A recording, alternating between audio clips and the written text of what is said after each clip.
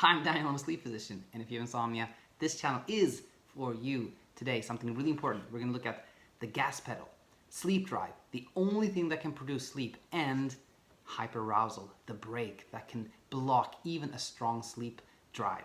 And we're going to look at how you can get to a place of all gas, no brake.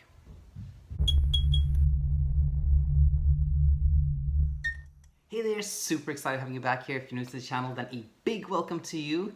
I think this is going to be a really good episode here.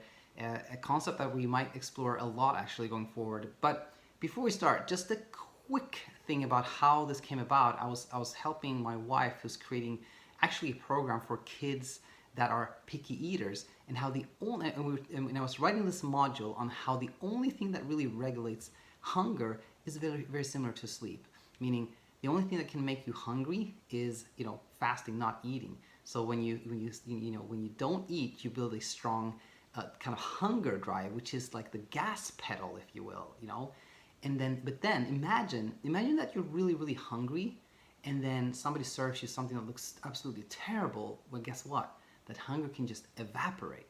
And I thought this is exactly like sleep. So this is what we're going to talk about today. So with me, I have our gas pedal, which illustrates our sleep drive. And for those of you who are new to the channel, the only thing that can produce sleep, that can make a person fall asleep and stay asleep, is your body's need for sleep, known as sleep drive. And the only thing again that produces that sleep drive, that builds a strong sleep drive, is wakefulness. Okay, so this represents our gas pedal, which in this position is like it's on, let's call it that, and it's kind of pressed down, gas, full gas. Now in the food analogy there, if something is not appetizing, you get this negative feeling like, oh, that doesn't look good, and your hunger evaporates. And when it comes to sleep, I'm going to call that what blocks your sleep drive, hyperarousal. Hyperarousal can be anything from like frank, all out anxiety. It can be like worrying. It can be excitement. It can actually be like a positive excitement. But anything that kind of places your brain in that kind of turbo mode, like you're somehow like excitable, like hyper is going on. That's your hyperarousal. Now, having said this, let's take a look at the 4 scenarios that are possible here. Let's say you don't really have a strong sleep drive. You may have slept until 9 a.m. and then you fell asleep unintentionally in the evening. Well, then guess what? You don't have a strong sleep drive. You're not sleepy. You may be tired and fatigued, but you're not sleepy. You don't really have a strong sleep drive. And let's say that you're also not very hyper aroused. You're actually pretty relaxed. Well, guess what? You have neither. You don't have a strong sleep drive.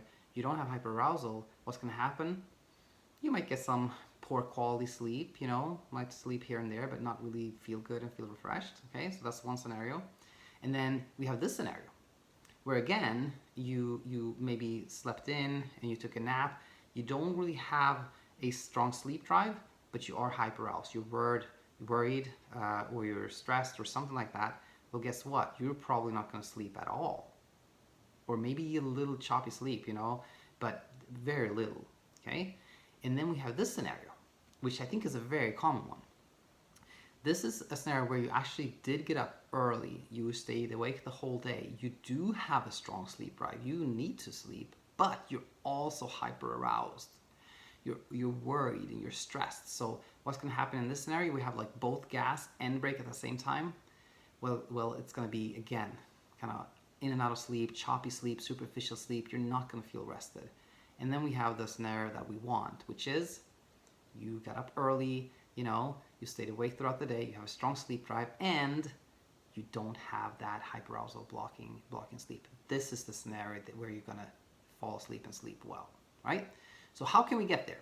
Well, let's I thought about a million ways of like, various things we could talk about here, but let's talk about it from a sleep drive problem and a hyperarousal problem. So if your quote-unquote problem is that you don't have a strong sleep drive, that is fairly easy. That's a fairly, a good problem, if you will, because it's fairly easy to build a strong sleep drive. It's simply staying awake, getting up at, let's say, 6 a.m. and don't go to bed before midnight. That builds that strong sleep drive. For some people, it's hard. I have had many clients, patients that have just like, I just can't avoid falling asleep during the day. But I think it's a little bit easier than dealing with the opposite, a strong hyperarousal situation. So if this is your problem, like you get up early, you stay awake during the day, but you just like you have that hyperarousal, the worry, the stress, anxiety. What can you do? Well, you can kind of use bedtime restriction, spending less time in bed, and over time the sleep drive can be so strong that it overpowers the hyperarousal, and then what happens is then when that hyperarousal gets overpowered and you actually fell asleep after like a week or 5 days or 2 weeks or something, then what can happen is like you start getting sleep confidence. I fell asleep, and the hyperarousal with time goes down as your sleep confidence grows. So that's one way. That's probably the easiest one, and the one that really works for most people. And if it's like, let's put that one aside. What can you do if you just have all that hyperarousal? A little bit more complicated, but attention shifting is really good. Let's say you're in this position where you are sleepy, but you have that hyperarousal blocking sleep. Well, guess what? If you stop, the process of like thinking of like, why can't I sleep? Why do I have insomnia? Googling, searching, like thinking about it, trying different things. And if you can shift your attention and like what I've been talking so much lately about, like just watch a Netflix show, shift your attention. Well, guess what? This kind of goes away because you're not feeling, you're not paying attention anymore. You're not giving attention to sleep, and then that sleep drive can kick in. And basically, there are other things you can do, such as journaling and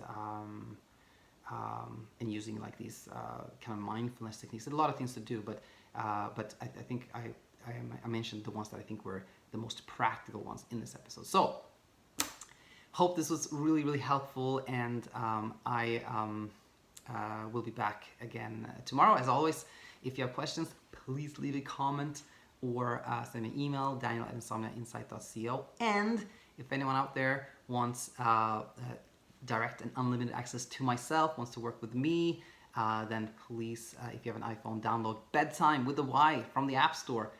And if you have an Android, it's coming your way too. Hopefully you won't need it in like 6 to 8 weeks, but if you do at that time, it will be out there. So that said, we'll be back tomorrow. Hope you have it back here, and till then, take it easy.